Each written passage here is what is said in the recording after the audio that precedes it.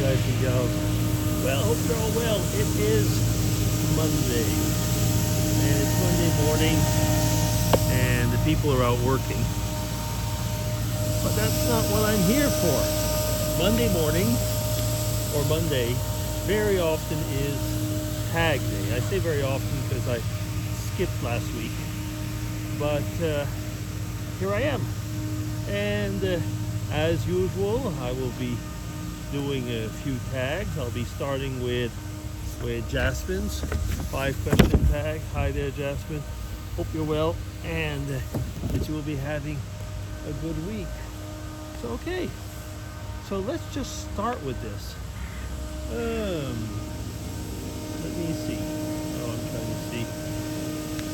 I'll be walking in the same place as the cleaner. I guess yes. And anyway, start questions. Do you think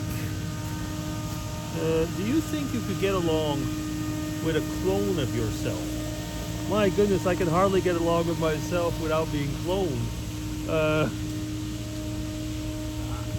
I'd say yes, because I have to get along with myself every day.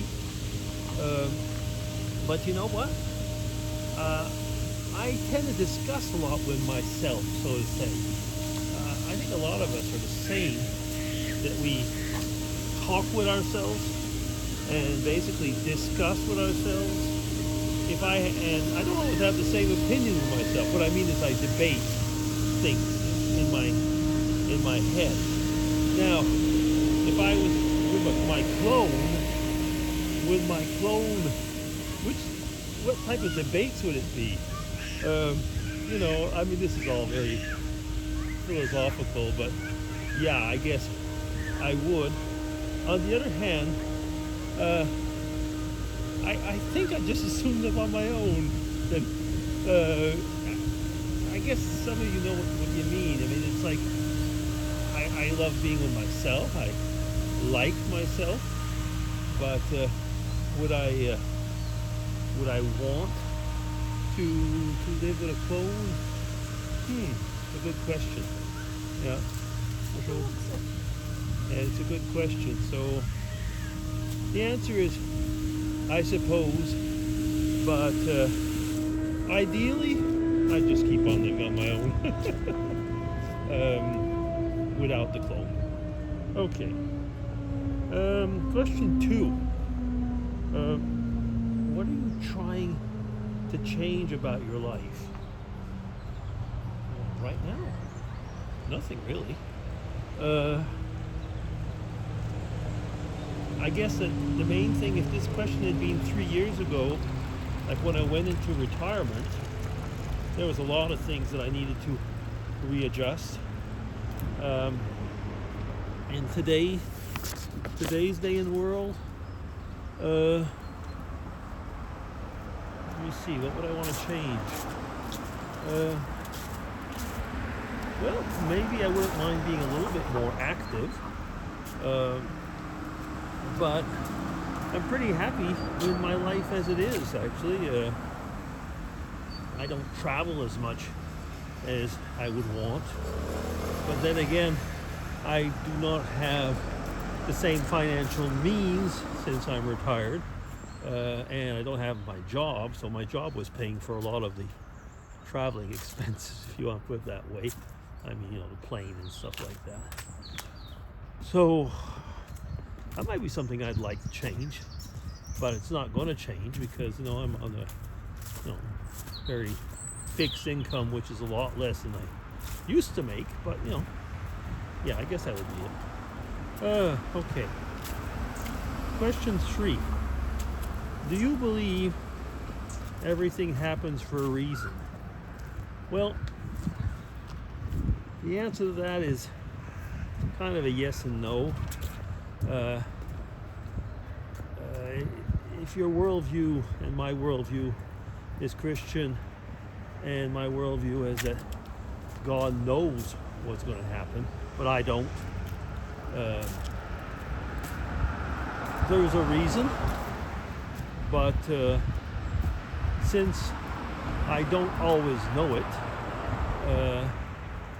it's as if it wasn't the case.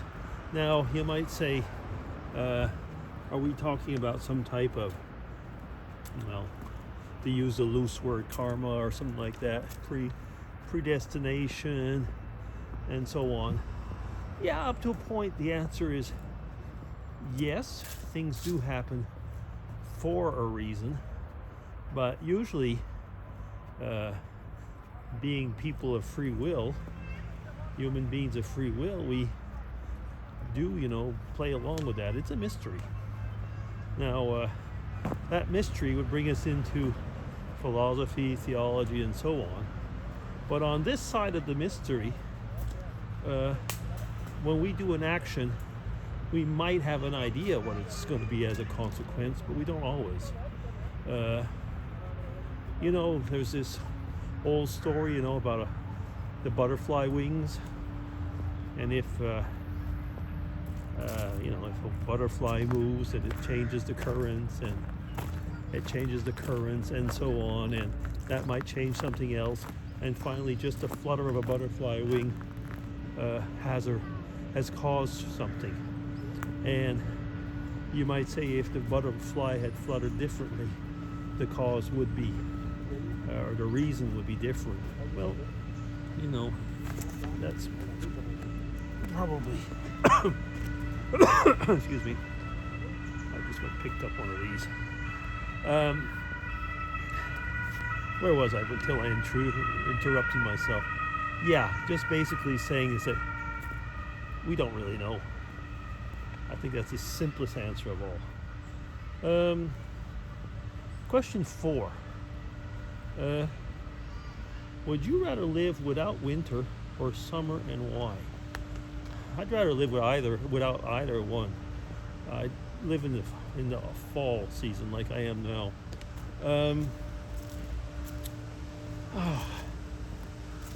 I hate extreme heat in summer. So if we're talking about that, I'd rather have winter. But, and it's a very important thing,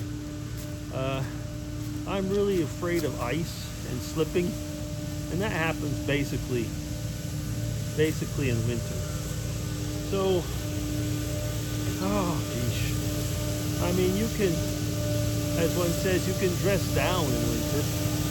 Sorry, it's the other way around. I mean, yeah, in winter you can just basically adjust your clothes, put on more, take on less, and in summer, when it's really hot, well, pretty difficult to go with less clothes and naked. So, temperature-wise, I think I'd prefer winter. Safety-wise, I prefer summer.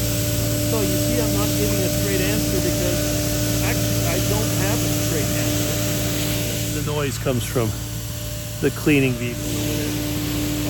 I really don't have a straight answer to that one. But I do feel, in a way, I feel safer. But if I was in winter, if I can stay inside and just go out when it's nice, so to say, winter is pretty cool. Yeah. No definite answer. And question 5 and last. This changes a little bit. Do you believe in Bigfoot? Wow.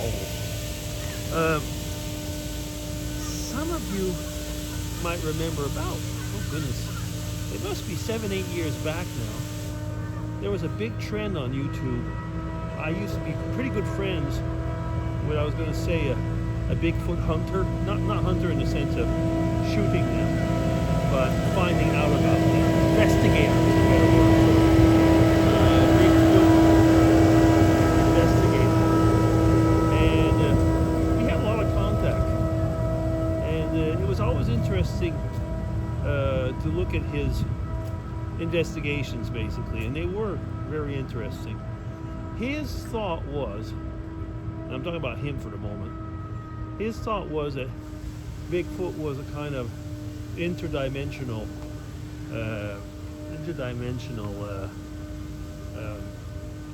character, call it that way. And I think it evolved at one point because he didn't know if it was interdimensional, if that was an alien simply, or interdimensional, which I guess you could say is an alien in a way. But now, to get to me, I seriously would say, that Bigfoot or any other type of, I was almost going to say new character in this respect, or new type of being, could exist. I say could, in the sense is that we do not know every being that exists on Earth. Some are discovered every now and then. Albeit, I mean, like where people say that they see Bigfoots, by now we say Bigfoots or big feet, would have probably been discovered. So the answer to that is actually I don't really in that aspect, but in the spiritual realm, I'm not saying that there could not be creatures that would, appear to be like that. And well, again, we always get into theological discussions with these, which I don't want to go into the big thing, but I don't seriously think that that Bigfoot is I don't seriously think that Bigfoot is a creature that we are meant to have contact with. Now, it could be a lot more profound into the discussion, but yeah. And I know people say they've seen him, they've seen other cryptids, as they're also called. I'm not even doubting what they've seen, but I would have my reservations on visions. Okay. Now, is that it? It is. We're going to leave it at that. That'll be DC signing off. Take care, everybody. Thank you, Jasmine. Complicated questions of time. Yeah. And I'm glad you're back. And looking forward to hear more about Carnival. Take care. Bye-bye.